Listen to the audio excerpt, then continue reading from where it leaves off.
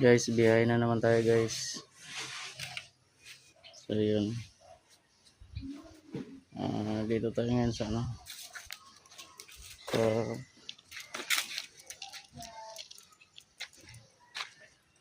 biyahe tayo. Ito yung swimming pool nila. Yan. So yun, may mga guest sila.